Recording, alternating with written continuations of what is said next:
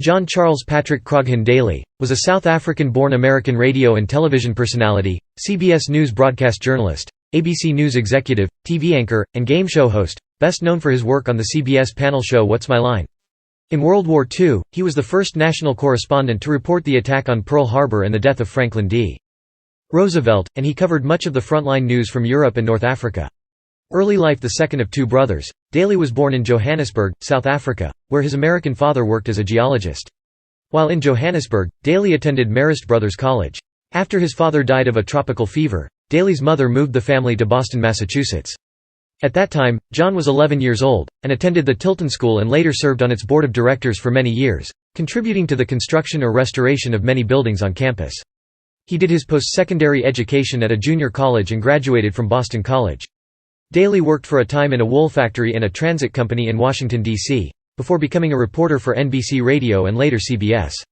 Career radio. Daly began his broadcasting career as a reporter for NBC Radio and then WJSV, the local CBS radio network affiliate in Washington, D.C., as CBS White House correspondent. He appears on the famous One Day in Radio tapes of September 21, 1939, in which WJSV preserved its entire broadcast day for posterity. While covering the Roosevelt White House, Daly became known to the national CBS audience as the network announcer for many of the president's speeches. In late 1941, Daly transferred to New York City, where he became anchor of The World Today. During World War II, he covered the news from London as well as the North African and Italian fronts. Daly was a war correspondent in 1943 in Italy during Gen. George S. Patton's infamous slapping incidents. After the war, he was a lead reporter on CBS Radio's news, entertainment program CBS Is There, which recreated the great events of history as if CBS correspondents were on the scene. Famous broadcasts. As a reporter for the CBS radio network, Daly was the voice of two historic announcements. He was the first national correspondent to deliver the news of the attack on Pearl Harbor on Sunday, December 7, 1941, and he was also the first to relay the wire service report of the death of President Franklin D. Roosevelt on April 12, 1945, interrupting the program Wilderness Road to deliver the news. Recreations of those bulletins have been preserved on historical record album retrospectives and radio and television documentaries. Among the first was the Columbia Records spoken word album I Can Hear It Now. In July, 1959, along with the Associated Press writer John Scully, Daly reported from Moscow on the famous kitchen debate between First Secretary Nikita Khrushchev and Vice President Richard M. Nixon. Television. Daly's first foray into television was as a panelist on the game show Celebrity Time. This led to a job in 1950 as the host and moderator on a new panel show produced by Goodson Todman, What's My Line? The show lasted 17 years, with Daly hosting all but 4 episodes of the weekly series. In 1954–55, in addition to his duties with What's My Line? Daly also hosted the final year of the NBC television game show Who Said That?, in which celebrities tried to determine the speaker of quotations taken from recent news reports. On What's My Line? Each panelist introduced the next in line at the start of the show. Upon Fred Allen's death in 1956, Random House book publisher, co-founder and humorist Bennett Cerf became the anchor panelist who would usually introduce Daly. Cerf usually prefaced his introduction with a pun or joke that over time became a pun or joke at Daly's expense. Daly would then often fire back his own retort. Cerf and Daly enjoyed a friendly feud from across the stage for the remainder of the history of the program. The mystery guest on the final CBS program was Daly himself. Daly had received many letters over the years asking him to fill that role. Until the finale he never could, because Daly served as the emergency mystery guest, in case the scheduled celebrity failed to show on the live program. According to producer Gil Fates, Daly was resistant to changes that would have appealed to a younger audience but might have diminished the show's dignity. For example, Daly usually referred to the panelists formally, such as Mr. Cerf. The producers, Fates said, were unable to challenge Daly for fear of losing him as the show's moderator. The series spawned a brief radio version in 1952 that was also hosted by Daly. The series also inspired a multitude of concurrent international versions and a syndicated U.S. revival in 1968 in which Daly did not participate. He was a vice president at ABC during the 1950s. He did hosting duties on Who Said That?, It's News to Me, We Take Your Word, and Open Hearing. Daly was a narrator on The Voice of Firestone starting in 1958. He also had several television and movie guest appearances from the late 1940s to the mid-1960s, including an uncredited role in Bye Bye Birdie and as the narrator, in a mock documentary style, on the premiere episode of the rural comedy series Green Acres. In 1949 he starred in the short-lived CBS television newspaper drama The Front Page, where it was thought that his presence and journalistic experience would give the series more authenticity. During the 1950s, Daly became the vice president in charge of news, special events, and public affairs, religious programs and sports for ABC and won 3 Peabody Awards.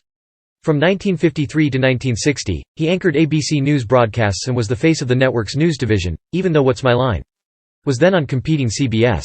In addition, he provided the voice of a Conelrad radio announcer on the May 18, 1954 broadcast of the Motorola Television Hour on ABC titled Atomic Attack, which showcases a story about a family in a New York City suburb dealing with the aftermath of an H-bomb attack 50 miles away. At the time, this was a very rare instance of a television personality working on 2 different U.S. broadcast TV networks simultaneously. One of his most memorable days as host of NBC's Today Show was when Harpo Marx was a guest promoting his book Harpo Speaks. Marx caused chaos on camera for Daly. Daly became completely convulsed in laughter during the live telecast on the NBC network. Although the Harpo Marx segment was preserved via kinescope, and so were most live telecasts of What's My Line, all of Daly's 15-minute live newscasts for the ABC network were lost due to wiping. Daly's closing line on the ABC newscasts was, "Good night, and a good tomorrow." He resigned from ABC on November 16, 1960, after the network preempted the first hour of 1960 presidential election night coverage to show Bugs Bunny cartoons and The Rifleman from 7:30 to 8:30 p.m. while CBS and NBC were covering returns from the Kennedy-Nixon presidential election and other important vote counts. In an accompanying article on the same page, however, it was stated that the reason for his resignation was the decision of the then president of ABC, Leonard Goldenson, to bring in Time Inc. to co-produce documentaries that had previously been under Daly's direction for the network. Daly continued on What's My Line? Until 1967. In the 1962–63 season, the program was in competition with Howard K. Smith's news and comment program on ABC News. A former CBS correspondent, Smith switched networks early in 1961, by which time Daly had already resigned from ABC. Smith later took over Daly's former role as anchor of ABC Evening News. In May 1967, during the final year of What's My Line? It was announced that Daly would become the director of The Voice of America after the show ended. He assumed the position on September 20, 1967, but lasted only until June 6, 1968, when he resigned over a claim that Leonard H. Marx, his superior at the U.S. Information Agency, had been making personnel changes behind Daly's back. From December 1968 to January 1969, Daly hosted the PBS Arts and Humanities program, Critique. Funded by the National Endowment for the Humanities, the Old Dominion Foundation, and the Lewis Calder Foundation, Critique was originally scheduled for 26 weekly programs. However, Daly resigned after only 5 programs because the station declined to delete from a taped program in the series, titled, Hooey, Hooey, an opening production of the New York Shakespeare Festival Public Theater. A remark by David Goldman of radio station WCBS in New York that Daly considered obscene. The most notable and last guest on a Critique program hosted by Daly was Bronx-born singer, songwriter, pianist Laura Nyro, probably recorded on December 4, 1968, and originally broadcast on January 1, 1969. In which she performed demos of, And When I Die, The Man Who Sends Me Home, Captain St. Lucifer, Mercy on Broadway, You Don't Love Me When I Cry, and Save the Country, and also featured an interview with her manager David Geffen. Following Daly's resignation, only one more episode of Critique was produced and broadcast, an April 1969 episode featuring The Doors as the musical guests. Daly did not host the syndicated version of What's My Line? Although he did co-host a 25th anniversary program about the show for ABC in 1975. Daly was a member of the Peabody Awards Board of Jurors from 1966 to 1982. He was a frequent forum moderator for the conservative think tank the American Enterprise Institute throughout the 1980s. Tilton School at his alma mater, the Tilton School, there is an award named for Daly given to persons whose pursuit of excellence and deep commitment as a member of the school family resembles that of John Daly's involvement with Tilton. Continuous and widely known expressions of support in word and deed, inspiring others to reach goals that common experience dictates are impossible. Every year during Alumni Weekend, Tilton School recognizes outstanding alumni during school meeting on Saturday. 4 awards for consideration are Alumnus of the Year, George L. Plimpton Award, John Charles Daly Award, and Artist Hall of Fame. Personal life: he married twice, first to Margaret Griswell Neal in January 1937. The marriage resulted in 2 sons, John Neal Daly and John Charles Daly III, and a daughter Helena Grant Bunsey Daly. It ended in divorce in April 1959. On December 22, 1960, Daly married Virginia Warren, daughter of then Chief Justice Earl Warren, in San Francisco. They were married for more than 30 years, until Daly's death.